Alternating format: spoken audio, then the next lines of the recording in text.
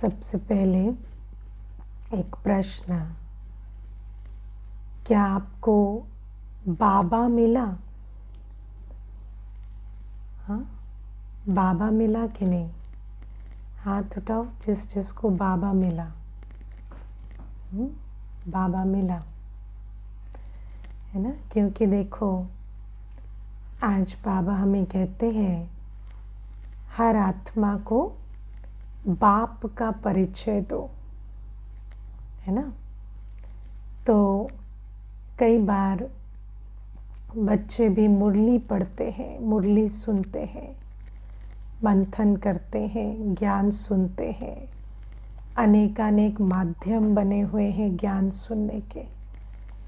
लेकिन ज्ञान सुनना एक बात है, बाप को जानना, पहचानना, बाप का बनकर बाबा की मुरली का महत्व समझकर उसे सुनना, वो दो अलग बातें हैं, है ना। क्योंकि जो भी हम सुनते हैं वो किसने कहा, उस आधार से उस बात का महत्व होता है। मैं पहले भी कई बार ये बात सुनाती हूँ। एक मेरी फ्रेंड थी, तो जब उसका छोटा बच्चा है ना जन्म लिया, तो जब अपने बच्चे के शब्द सुनाती थी, है ना, मानो उसने मम्मा कहा, तो उस मम्मा को इतने प्यार से सुनाती थी आकर कि आज उसने ना मम्मम कहा, आज उसने मम्मी कहा, आज मम्मा कहा। तो जो सुनने वाला होता है उसको लगता है ठीक है, बच्चा बात कर रहा है, लेकिन उसके दिल में उस बात का क्या असर हो रहा है ना, जो दूसरा कोई समझ भी नहीं सकता। क्यों? क्योंकि वो तो माँ के कानों से सुन रही है ना, माँ की चेतना से सुन रही है। और वो जो एक शब्द है, दो शब्द है, उसके अंदर वो जो खुशी जागृत कर रहे हैं, वो दूसरा कोई नहीं समझ सकता।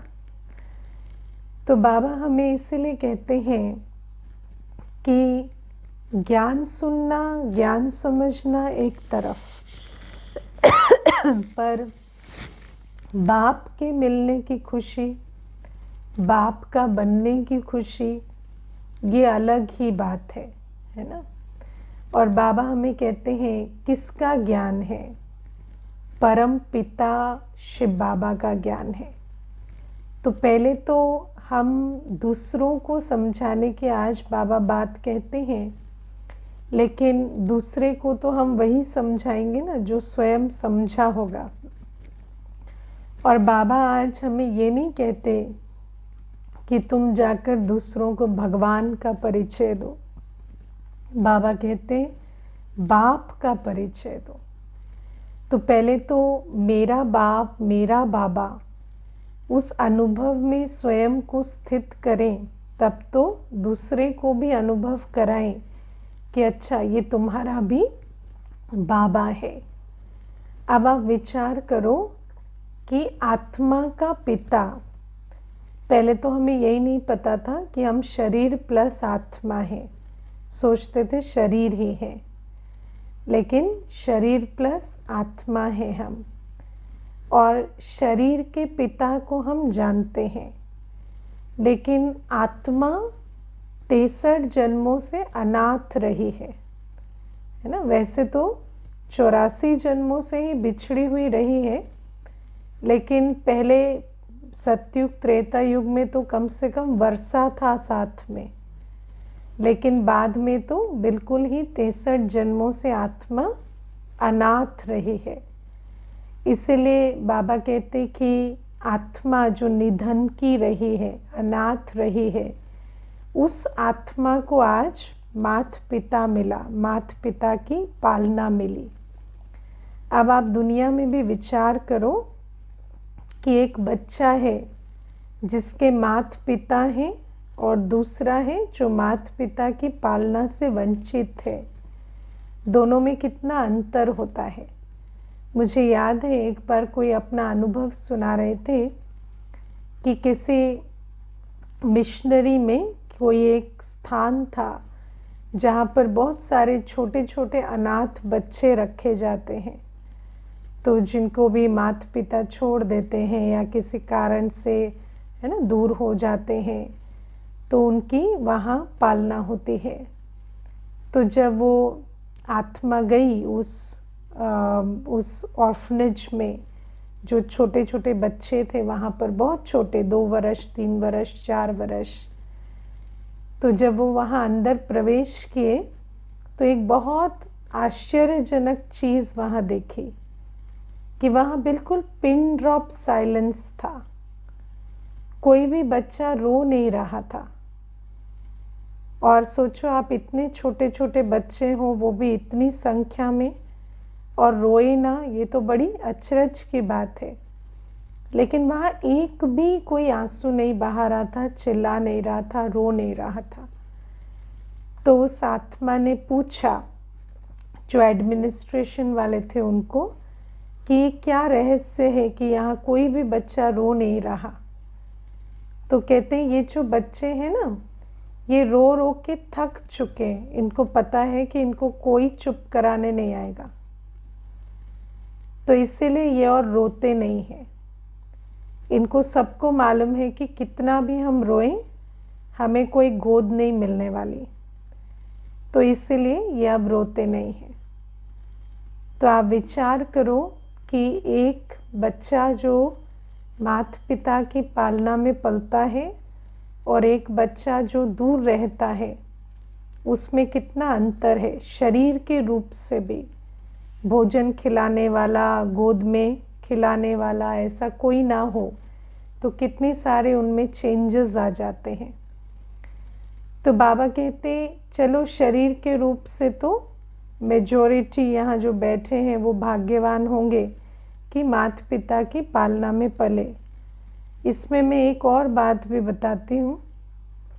आजकल तो ऐसा भी होता है कि ये भी दुख का कारण होता है कि माता पिता नहीं है शरीर के रूप से। कभी कभी ये भी दुख का कारण बन जाता है कि वो हैं क्योंकि कई बार ऐसा होता है कि बहुत शराब पीने वाला या ऐसा कोई पिता हो या इस प्रकार के कोई संस्कार हो जिनके कारण आत्मा के अंदर बहुत सारा ट्रॉमा आ जाता है। तो ये भी आज कलयुग में मुझे नहीं पता कि एब्सोल्यूट भाग्य कहा जाए या नहीं, क्योंकि कई बार क्योंकि आत्माएं तो सभी जो शरीर के रूप से भी माता पिता बनते हैं वो भी क्या है, इम्परफेक्ट है ना, वो भी आत्माएं पतित हैं।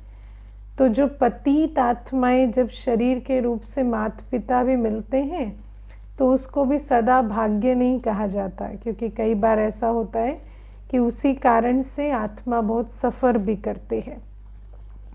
लेकिन जो भी हो, ये तो है शरीर की बात।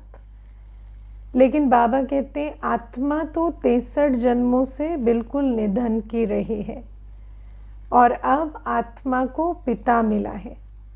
अब आप सबसे पहले देखो, जब हमें बाबा मिलता है तो बाबा के द्वारा हमें क्या मिलता है, अपनी पहचान मिलती है ना। जैसे अगर एक बच्चे का पिता ना हो तो नाम कौन रखे, उसका कुल धर्म कैसे पता चले।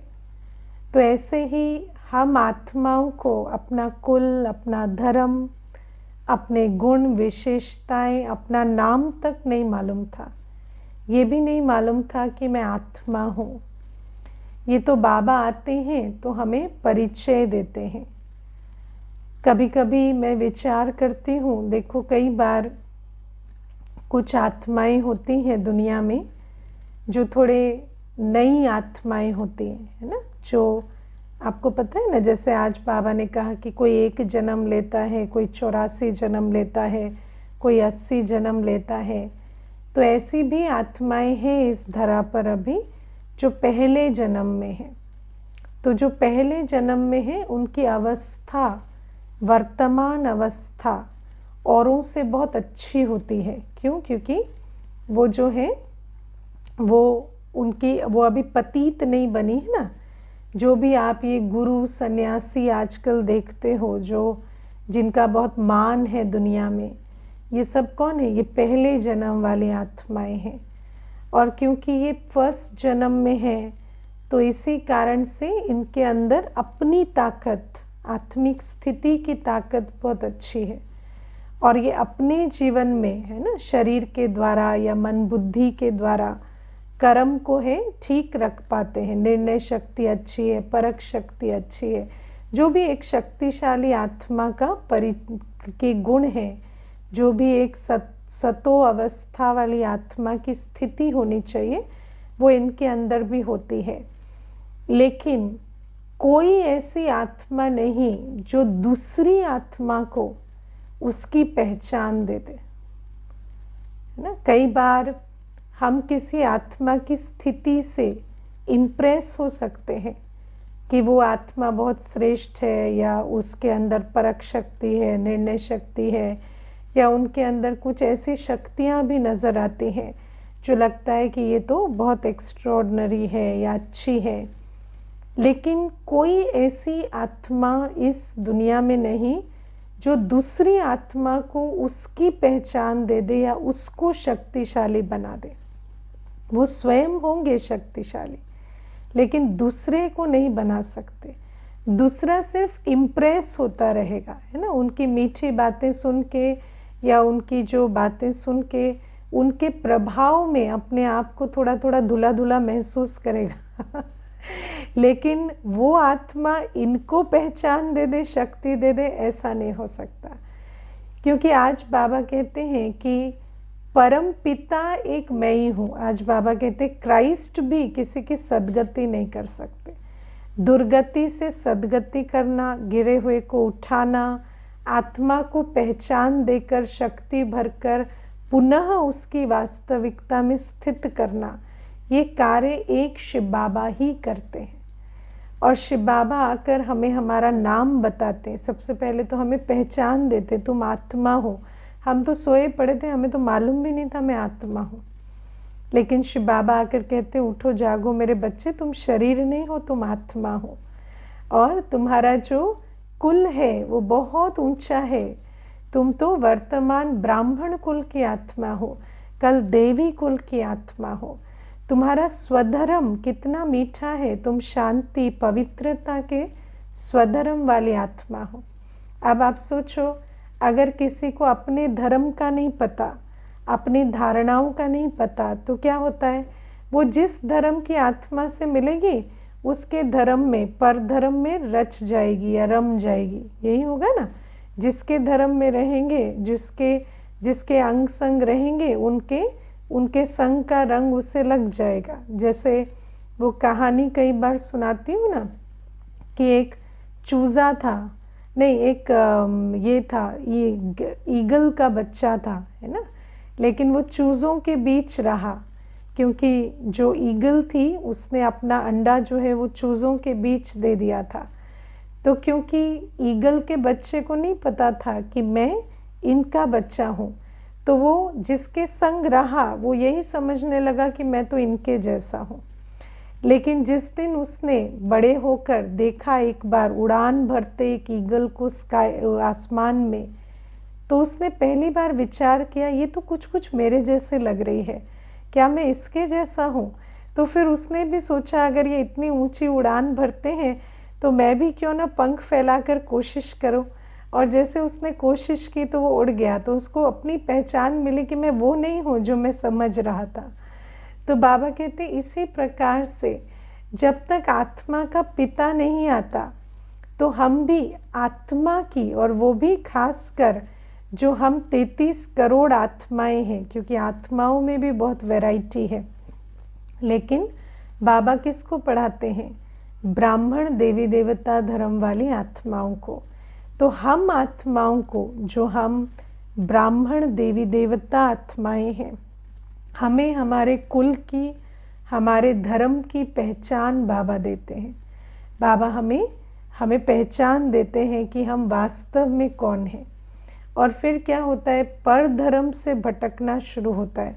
हमें जब अपनी पहचान मिल जाती है तो हम दूसरों के संग में रहते भी अपने धर्म के हिसाब से, अपने कुल के हिसाब से काम करने लगते हैं, क्योंकि हमें पहले तो पता ही नहीं था मैं कौन हूँ, तो जिसके साथ हूँ उसके जैसे कर्म करने लगते थे। लेकिन अब हमें अपने स्वरूप का पता चला। तो आप सोचो कि बाप ना मिले तो बच्चे को अपना परिचय, अपनी पहचान ही ना मिले, है ना। दूसरा, बाप ही पालना करता है, बाप ना हो तो पालना कौन करे, है ना। तो आप देखो, शरीर का पिता भी जो है वो क्या करेगा, रोटी कपड़ा मकान दे देगा, क्योंकि 5 तत्वों का शरीर बना है, तो 5 तत्वों के शरीर की जिम्मेवारी तो वो दे देते हैं। जैसे दैहिक पहचान शरीर का पिता दे देते हैं, आत्मा की पहचान नहीं देते, ऐसे शरीर की पालना के लिए तो रोटी कपड़ा मकान दे देते हैं, लेकिन आत्मा को जो चाहिए वो नहीं मिलता, है ना। मुझे याद है अभी कुछ दिनों पहले एक पिता और पुत्र आए थे, है ना। तो वो कहते कि बेटे को एंग्जाइटी है। तो मैंने कहा अच्छा। तो फिर कहते कि मुझे भी है और दोनों को ही है। तो दीदी क्या है कि जब मुझे खुद को एंग्जाइटी है तो मैं इसको कैसे रिलीव करूं। तो हम दोनों ही यहाँ आए हैं बाबा के पास, तो आप बताओ कुछ बातें, तो फिर हम दोनों ही अपनी एंग्जाइटी से निकले। तो आप देखो कि आत्मा की पालना, अब वैसे तो शरीर के रूप से रोटी कपड़ा मकान पिता के पास काफ़ी है, संपन्न है, तो बच्चे को दे देगा, लेकिन पिता के पास, खुद के पास ज्ञान नहीं, शांति नहीं, प्योरिटी नहीं, शक्ति नहीं, है ना, तो बच्चे को कैसे देगा। तो बाबा हमें कहते हैं कि इसीलिए दुख हरकर सुख देना, पतित से पावन बनाना, या ज्ञान दीप जगाकर आत्मा को मार्ग दिखाना, ये बातें कोई मनुष्य देहधारी पिता नहीं कर सकता। उसके लिए तुम्हें परम पिता को जानना, पहचानना, उनका बनना आवश्यक है। तो बाबा कहते हैं ये दूसरी बात कि पालना, आत्मा की रूहानी पालना, रूहानी स्नेह, है ना। शरीर को लाड प्यार पुचकार तो दे देता है पिता, लेकिन आत्मा को भरपूर करने वाला स्नेह वो किसके पास है। आज कोई ऐसा माता पिता है जिसके पास बहुत स्नेह हो, है ना, समर्पण भाव हो, ऐसा किसी के पास नहीं है। आज तो व्यक्ति क्या है कि अपनी ही जीवन को मैनेज करने में रात दिन एक करता है, तो बच्चे को फिर सच्चा स्नेह देने के लिए ना उसके पास समय है, ना योग्यता, ना शक्ति। तो बाबा कहते हैं वो जो आत्मा को स्नेह चाहिए, वो जो शक्ति चाहिए, वो जो पवित्रता चाहिए, वो जो शांति चाहिए या रास्ता चाहिए, ज्ञान चाहिए, वो मैं देता हूँ।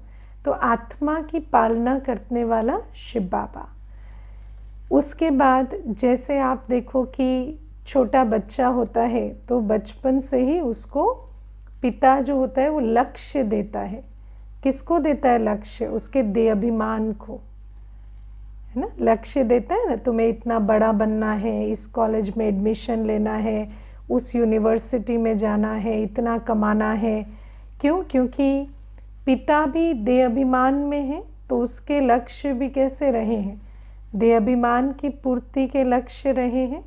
तो पिता उस लक्ष्य को बच्चे को वर्षे में दे देता है कि ये तुम्हारे जीवन का लक्ष्य है, और बच्चा भी उसी देहाभिमान की सृष्टि में उस लक्ष्य के पीछे दौड़ने लगता है। ठीक है, देहाभिमान की पूर्ति के लिए जो भी लक्ष्य मिलता है उसमें तो चलते रहते हैं, लेकिन आत्मा का लक्ष्य क्या है, हमें क्या बनना है ना। जो बीइंग, डूइंग का तो लक्ष्य शरीर का पिता भी दे देता है, लेकिन जो बीइंग है, जो आत्मा, उसका लक्ष्य क्या है। इसीलिए आप देखो हमारी मन को, बुद्धि को, संस्कार को कोई लक्ष्य नहीं मिला है। मिला है? हाँ, दुनिया में कोई मन, बुद्धि, संस्कार को लक्ष्य नहीं मिला है। मैं आपको एक अनुभव की बात बताती हूँ। एक बार एक बहन है, विदेश में रहती है। तो विदेश में क्या है, विदेश में क्या, आजकल तो देश में भी, तो बच्चे बहुत छोटी आयु से शराब और ये इन चीज़ों में बहुत ज़्यादा बिज़ी हो जाते हैं। तो उनका बेटा जब यंग था तो फिर उस समय उन्होंने मुझे एक बार बताया कि बेटा जो है आजकल दोस्तों के साथ जाने लगा है, शराब पीने लगा है। तो मैंने कहा आप उसको कोर्स कराओ या ज्ञान सुनाओ। तो मुझे कहती कि अब दीदी कोर्स तो करता नहीं है, और दूसरी बात है कि अब दुनिया में तो यही है और किसको कैसे प्रोटेक्ट करें। तो शराब तो वो पीता है, और मैंने उसको इतना ही कहा है कि देखो बेटा, तुम कुछ भी करो, तुम शराब पियो, तुम कुछ भी करो, हम अब उस चीज़ में तो आपको रोक नहीं सकते, लेकिन एक चीज़ आप याद रखो, आपको कंप्लीट करना है कोर्स और आपको जॉब करनी है ना। तो और फिर वो बहन मुझे कहती है कि दीदी अभी क्या है ना कि दुनिया ऐसी हो गई है कि बच्चा कुछ भी करे लेकिन कम से कम पैसे कमा ले या पोजीशन ले ले तो फिर भी सब चीज़ें ढक जाती हैं, है ना। तो मैंने उसको कहा कि ये किसे बता रहे हो ये किसे बता रहे हो कि एक मनुष्य आत्मा यदि शराब पिए, सब कुछ करे, लेकिन अगर जॉब कर ले, पैसे कमा ले या एक ओहदे पे पहुंच जाए तो जीवन सफल हो जाता है। ये किसने बताया आपको, है ना। ये तो बाबा हमें नहीं बताता। और बाबा हमें क्या बताता है? बाबा हमें बताते हैं कि आत्मा का भाग्य उसके सूक्ष्म और स्थूल कर्मों से बनता है। कर्म, है ना। ये नहीं कि आप कितने लेबल, कितने टाइटल, कितना क्या जीवन में अर्जन करते हो, लेकिन आत्मा का भाग्य उसके स्थूल और सूक्ष्म कर्मों से बनता है। और कर्म कोई वो नहीं होता जो हम ऑफिस में अपना रोल प्ले करते हैं या संबंधों में अपना रोल प्ले करते हैं। कर्म तो हर सेकंड चलता है, सिर्फ वहाँ तक नहीं है, कर्म तो हर सेकंड चलता है। आप एक डॉक्टर बन गए, बहुत अच्छे डॉक्टर, आपने बहुत अच्छा इलाज किया, लेकिन वो इलाज करते हुए आप जो अंदर संकल्प रच रहे हैं, जो आपकी भावना है, जो आपकी वृत्ति है, वो आपका कर्म बना रही है। और मानो आप कुछ भी नहीं कर रहे, आप ना डॉक्टर है, ना इंजीनियर है, ना टीचर है, कुछ भी नहीं है, लेकिन आप बैठे बैठे अपनी वृत्ति को श्रेष्ठ रखते हैं, तो आपके कर्म का खाता श्रेष्ठ है ना। इसीलिए आप क्या बन रहे हैं, आपके ऊपर कितने सारे लेबल, टाइटल, पोजीशन लग रहे हैं, डजेंट मैटर, लेकिन आप जो कर्म कर रहे हैं, जो हर सेकंड चल रहा है, सिर्फ संकल्प में भी नहीं, वृत्ति से, दृष्टि से, स्मृति से, याद से, हर प्रकार से कर्म हो रहा है, और वो कर्म भाग्य बना रहा है। तो बाबा हमें समझाते हैं कि बच्चे, तुम एक आत्मा हो, और एक आत्मा की ये जो फैकल्टीज़ हैं, मन, बुद्धि, संस्कार, है ना। जैसे हम कहते हैं कि दुनिया में हमारी ईगो को एक स्थान मिलना चाहिए। दुनिया देह अभिमान की है ना, तो हमारे देह अभिमान को स्थान मिले, उसके लिए हम मेहनत करते हैं। लेकिन बाबा कहते नहीं, वो बड़ी बात नहीं है, देह अभिमान को स्थान मिले या ना मिले, लेकिन तुम्हारा मन, बुद्धि, संस्कार अपनी स्वस्थिति के आधार से चले, आत्मा अपने स्थान पर रहे, आत्मा अपने स्वमान में रहे, आत्मा बाबा की याद में रहे, उस अनुसार मन, बुद्धि, संस्कार चले, तो ये सूक्ष्म और स्थूल कर्म तुमसे ऑटोमेटिक एक्यूरेट होंगे, जिसको बाबा कहते हैं योग युक्त सो युक्ति युक्त। और जितना हम आत्मा, आत्म अभिमानी है, योग युक्त है, युक्ति युक्त है, उतना हमारे कर्म श्रेष्ठ है। और जिस आत्मा का कर्म श्रेष्ठ है, उसका भाग्य श्रेष्ठ बनता है। और जैसे हमने कर्म को नहीं समझा आज तक, ऐसे ही भाग्य को भी नहीं समझा। दुनिया में मनुष्य सोचता है कि मकान बनाना, दुकान खड़ी करना, गाड़ियाँ खरीदना या मान शान मिलना, है ना, ये सब भाग्य की निशानी है। कहते संतान प्राप्ति भाग्य की निशानी। संतान कपूत है या सपूत है, उससे फर्क नहीं पड़ता, है ना, बस संतान होने चाहिए, बेटा हो जाना चाहिए, वो भाग्य की निशानी है। कहेंगे कि जॉब मिलनी चाहिए, अब जॉब में स्ट्रेस है या स्ट्रेस फ्री है उससे फ़र्क नहीं पड़ता। तो दुनिया में जिसको हम भाग्य समझते हैं वो भाग्य नहीं, दुनिया में जिसको हम अचीवमेंट को हम भाग्य समझते हैं, अचीवमेंट, फिजिकल अटेनमेंट, ये भाग्य नहीं होता। भाग्य होता है एक सुख शांतिमय जीवन, जिसको बाबा कहते हैं मुक्ति जीवन, मुक्ति इस जीवन में, उसको कहेंगे ये आत्मा भाग्यवान है।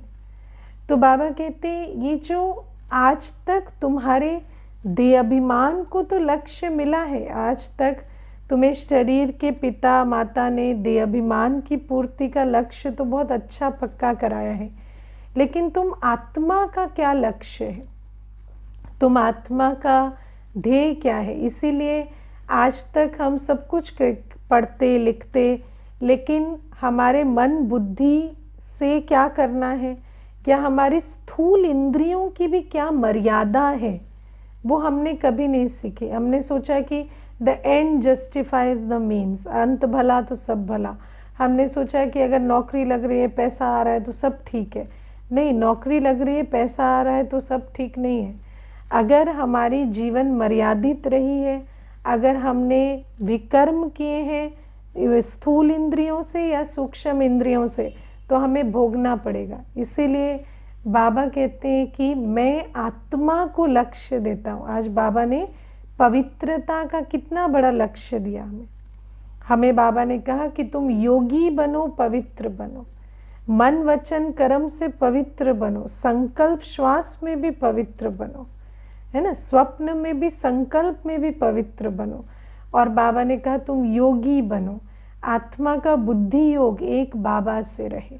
लेकिन दुनिया में आत्मा के पास कोई लक्ष्य नहीं है, और जो लक्ष्यहीन होते हैं ना, उनको भटकाने वाले बहुत मिलते हैं, है ना। किसी का कोई लक्ष्य नहीं है तो उसको भटकाने वाले बहुत मिलते हैं। इसीलिए जिस आत्मा को लक्ष्य नहीं है उसको माया बहुत चपेट में रखती है। इसीलिए बाबा हमेशा कहते हैं ना, बिजी रहो। बिजी रहो माना मैंने जो तुम्हें लक्ष्य दिया है, तुम आत्मा को उस आधार से अपने मन बुद्धि को, संस्कारों को बिजी रखो, अपनी कर्मेंद्रियों को मर्यादित रखो, तो फिर उस मर्यादा की लकीर के बाहर नहीं जाएंगे तो रावण उठा के नहीं लेकर जाएगा।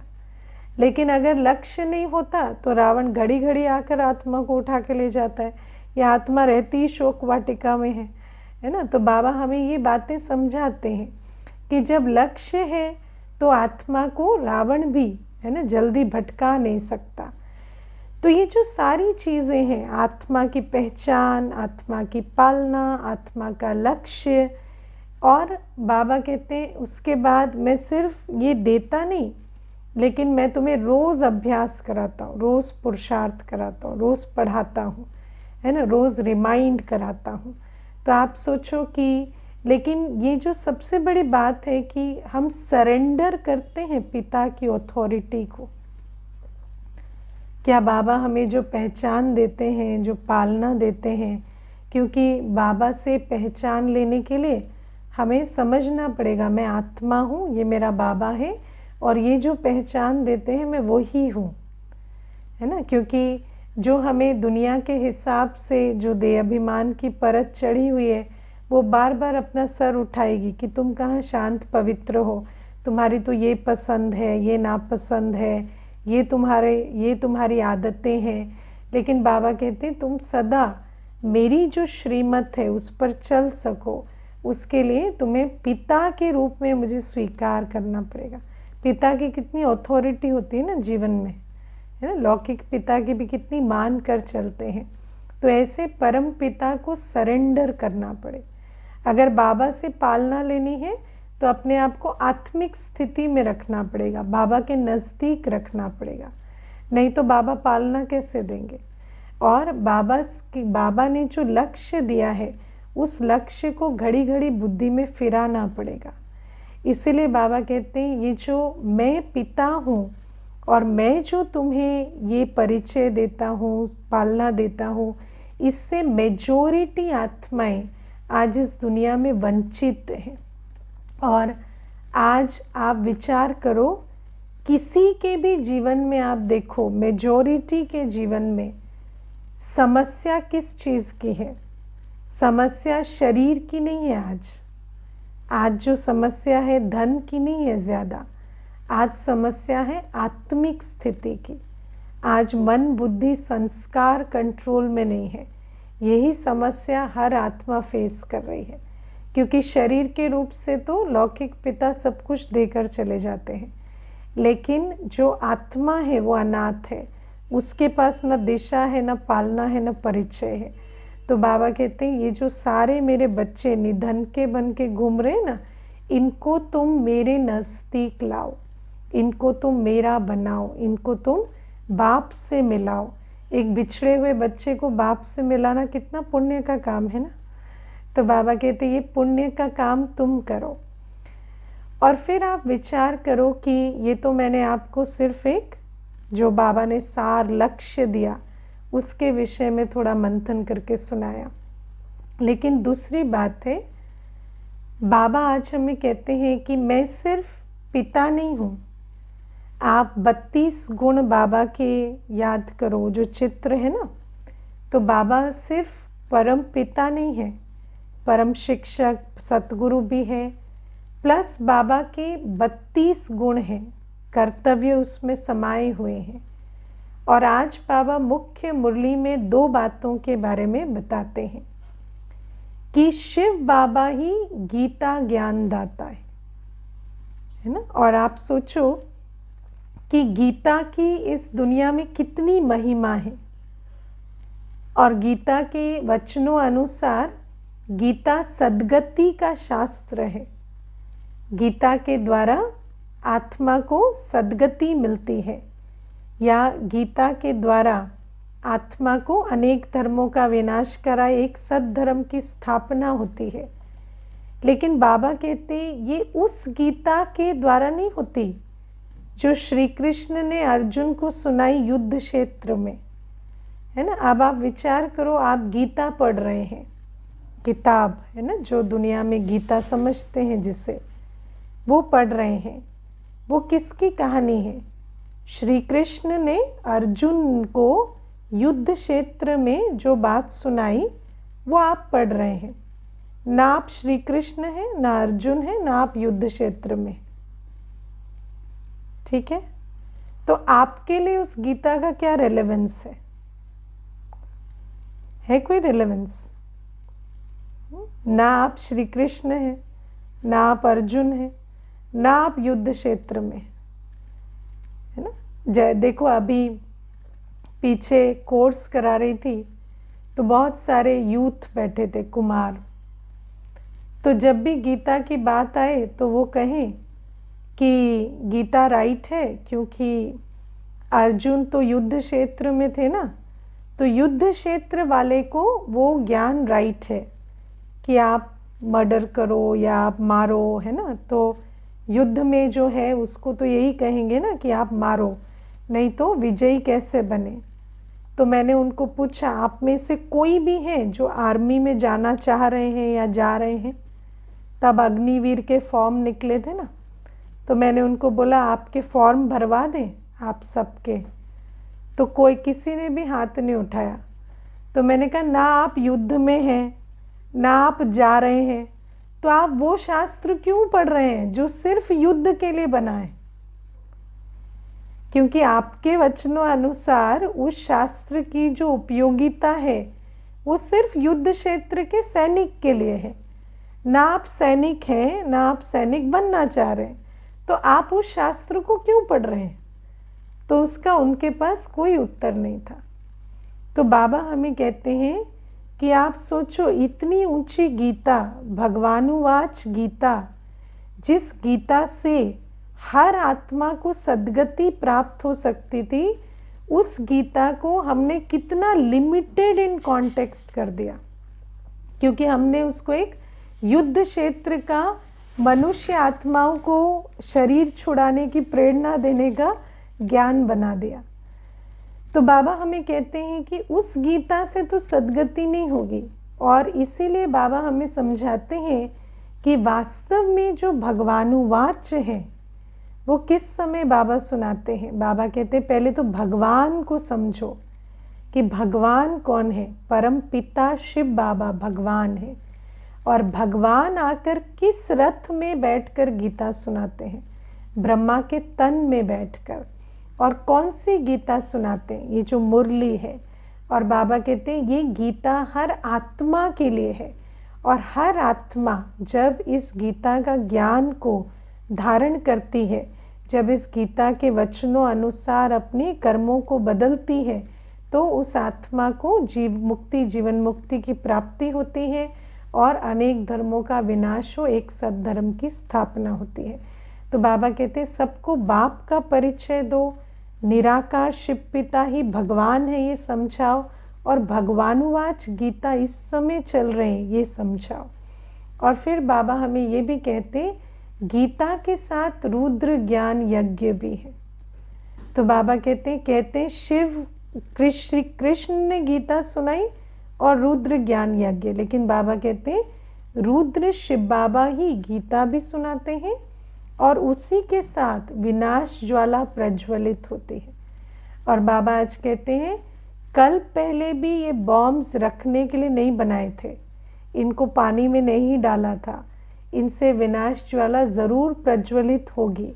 इसीलिए बाबा हमें ये भी समझाते हैं कि मैं तुम्हें सद्गति का ज्ञान दे रहा हूँ, और विनाश जो है वो दरवाजे पर आकर खड़ा है। इसीलिए विनाश से पहले अपने विकर्म विनाश हमें कर लेने हैं। तो ये भी आज बाबा हमें समझाते हैं। और बाबा हमें आज कहते हैं कि इस कलयुग अंत में तो ये क्या है, विषय वैतरणी नदी है, नर्क है। बाबा कहते हैं विषय वैतरणी नदी के विषय में भी जो समझाया गया दुनिया में कि वो कोई ऐसी नदी है जिसमें चारों तरफ है ना जानवर है, मुश्किलें आ रही हैं, नहीं। बाबा कहते ये कलयुग है नर्क, और विषय वैतरणी नदी ये कलयुगी संसार है। और इसी दुनिया में बाबा कहते क्योंकि ये विषय वैतरणी नदी है, तो इसी दुनिया में हर कोई दुखदाई है। आज बाबा कहते छोटे छोटे बच्चे भी दुख देते है ना। आज आप सोचो जन्म होते ही बच्चों के अंदर 2-3 मास में डिटेक्ट हो जाता है कि ये समस्या है या वो समस्या है, या दिल में छेद है या कोई बात है। तो छोटे छोटे बच्चे भी दुख का कारण बन जाते हैं। तो बाबा कहते हैं सारी बातें जो तुमने शास्त्रों में सुनी वो इस समय की बात है। तो एक तो बाप के संबंध से आत्मा बाबा को पहचाने, स्वीकार करे, और फिर बाबा जो सर्वशक्तिवान शिव पिता परमात्मा है उनके अनेक कर्तव्यों को भी इस वर्तमान समय में समझे, और उन कर्तव्यों के साथ भी अपना बुद्धि का तालमेल बिठाए। ओके, ओम शांति।